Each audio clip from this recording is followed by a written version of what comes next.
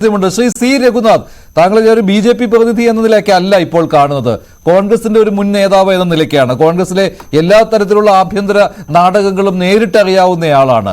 എന്താണ് താങ്കൾ കാണുന്നത് ഇപ്പോൾ ഈ കണ്ണൂരിൽ നടന്ന ഈ സംഭവങ്ങൾ, ഈ കോൺഗ്രസിലെ ഈ കൂടോത്ര രാഷ്ട്രീയം?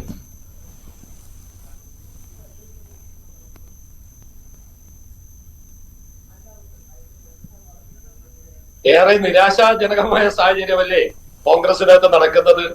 കോൺഗ്രസിന്റെ സംസ്ഥാന പ്രസിഡന്റ് അപായപ്പെടുത്താൻ, അപകീർത്തിപ്പെടുത്താൻ, അല്ലെങ്കിൽ അദ്ദേഹത്തിന്റെ ജീവനെ ഏറ്റെടുക്കാൻ, ജീവനെ നശിപ്പിക്കാൻ പാർട്ടിയുടെ ഉന്നത നേതാക്കന്മാർ തന്നെ കൂടോത്രം ചെയ്തെന്നും ആഭിചാര പ്രവർത്തനങ്ങൾ ചെയ്തു എന്നും ഇന്നലെയും മിനിയാന്നുമായി കേരള സമൂഹം നോക്കിക്കാണുകയാണ്. ഇതൊരു പാർട്ടി തന്നെയാണെന്ന് സംശയിക്കേണ്ടിയിരിക്കുന്നു. കേരളത്തിലെ പൊതുസമൂഹം ഇതിനെ എങ്ങനെ വിലയിരുത്തും? ആധുനിക ശാസ്ത്രം ഇത്രമാത്രം വളർന്ന ഒരു കാലഘട്ടത്തിൽ KPCC പ്രസിഡന്റിനെ പോലെയുള്ള ഒരു നേതാവിനെ വകവരുത്തുന്നതിന് വേണ്ടി പാർട്ടിയുടെ നേതാക്കന്മാർ തന്നെ ചെയ്യുന്നു എന്നത് മാസങ്ങൾക്ക് മുന്നേ തന്നെ ഞങ്ങൾക്കൊക്കെ അറിയാവുന്ന കാര്യങ്ങളാണ്. സുധാകരന്റെ വീട്ടുകാരും സുധാകരനും വിശ്വസിക്കുന്നത് സുധാകരൻ KPCC പ്രസിഡന്റ് ആയതിനു ശേഷം അദ്ദേഹത്തെ വകവരുത്തുന്നതിന് വേണ്ടി, അദ്ദേഹത്തിന്റെ പ്രവർത്തനം അവസാനിപ്പിക്കുന്നതിന് വേണ്ടി പാർട്ടിയിലെ മുതിർന്ന ചില നേതാക്കന്മാർ അതിന് ശ്രമിച്ചു എന്ന് വിശ്വസിക്കുന്ന ആളാണ് സുധാകരൻ. ഞങ്ങളൊക്കെ അദ്ദേഹത്തോടൊപ്പമുള്ള കാലഘട്ടത്തിൽ അദ്ദേഹത്തിന്റെ കുടുംബാംഗങ്ങൾ മാസങ്ങൾക്ക് മുന്നേ ഞങ്ങളുമായി പങ്കുവച്ച ആ കാര്യങ്ങളൊക്കെ തന്നെ ഞങ്ങൾ ഇപ്പോഴും ഓർമ്മിക്കുകയാണ്.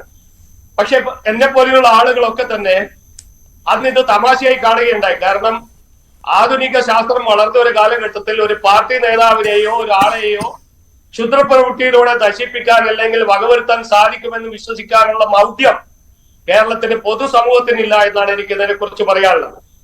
മാസങ്ങൾക്ക് മുന്നേ തന്നെ ഈ വിവരങ്ങളൊക്കെ ഞങ്ങൾക്കറിയാം. അദ്ദേഹത്തിന്റെ വീടെന്ന് പറയുന്നത് സെക്യൂരിറ്റി സുരക്ഷാ ഉദ്യോഗസ്ഥന്മാരുള്ള ഒരു വീടാണ്. ആ വീടിനകത്ത് ആര് കയറി വന്നു വെച്ചു എന്ന് പോലീസ് പരിശോധിക്കണം. ഒപ്പം തന്നെ സ്വതന്ത്രമായ അന്വേഷണം നടത്തണം. 2 സെക്യൂരിറ്റി ഗാർഡുകളുള്ള വീടാണ്. ആ വീടിന്റെ അകത്തളങ്ങളിൽ കയറി ഇറങ്ങാൻ അധികാരമുള്ള ആരവിടെ കൊണ്ടുവച്ചെന്ന് അറിയണം.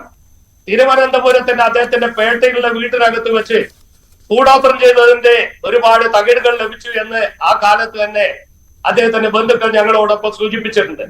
അവസാനമായി പറയുന്നത് അദ്ദേഹത്തിന്റെ ഓഫീസിലെ മേശയുടെ അടിയിൽ നിന്ന് തകിട് ലഭിച്ചു എന്നാണ്. ഇതൊക്കെ ചെയ്യാൻ കേരളത്തിൽ കോൺഗ്രസ് പാർട്ടി ഇത്രമാത്രം അധപ്പതിച്ച ഒരു നേതൃത്വമാണോ എന്നാണ് എനിക്ക് ഇവിടെ സൂചിപ്പിക്കാനുള്ളത്. ശ്രീ സി രഘുനാഥ്, അപ്പോൾ ഇതെല്ലാം പക്ഷേ സുധാകരനും വിശ്വസിച്ചിരുന്നുവല്ലോ. തനിക്ക് പറ്റുന്ന ഈ മോശം അവസ്ഥയൊക്കെ, പെട്ടെന്ന് ആരോഗ്യം മോശമാകുന്നു, നാക്കുകൾ പിഴയ്ക്കുന്നു, ഒരുപാട് നാക്കുപിഴകൾ സംഭവിച്ചുവല്ലോ ആ കാലഘട്ടത്തിൽ സുധാകരന്. ഇതെല്ലാം ഈ ആഭിചാരക്രിയ കാരണമാണെന്ന് സുധാകരൻ വിശ്വസിക്കുവാനുള്ള കാരണം എന്ത്? അദ്ദേഹം ഒരു അന്ധവിശ്വാസത്തിന്റെ കൂടാണോ അതോ കൂടെ നടക്കുന്നവരാണോ ഇങ്ങനെയാക്കി തീർത്തത് സുധാകരനെ? അദ്ദേഹത്തിന് വിശ്വാസമോ അന്ധവിശ്വാസം എന്നറിയില്ല. അദ്ദേഹം വിശ്വാസത്തിന്റെ തടവറയിൽ തന്നെയാണ്. ഏറ്റവും അധികം വിശ്വാസത്തിന്റെ ഒരാളെന്ന നിലയിൽ പൂജാകർമ്മങ്ങൾ ചെയ്യുന്നതായിട്ട് എനിക്കറിയാം. അമ്പല ദർശനമുണ്ട്, പൂജാകർമ്മങ്ങൾ ചെയ്യുന്നതായിട്ട് പലപ്പോഴും അദ്ദേഹത്തിന്റെ ബന്ധുക്കൾ എന്നോട് സൂചിപ്പിച്ചിട്ടുണ്ട്.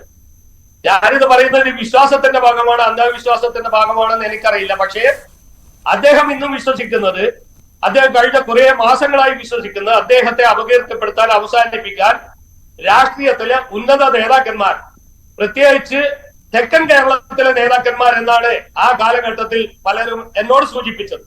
അത് ആര് എന്ന് ഞാനിവിടെ പറയാൻ ആഗ്രഹിക്കുന്നില്ല. പല പേരുകളിലും അന്ന് ഉയർന്നു കേട്ടിട്ടുണ്ട്. അതുകൊണ്ട് തന്നെ ആ നേതാക്കന്മാരൊക്കെ തന്നെയാണ് അതിന്റെ പറയിൽ എന്ന് വിശ്വസിക്കാനാണ് സുധാകരൻ ചിന്തിക്കുന്നത് എന്നാണ് എനിക്കറിയാം. അദ്ദേഹത്തിന്റെ ബന്ധുക്കളും ആ വഴിയിൽ തന്നെയാണ് ചിന്തിക്കുന്നത്.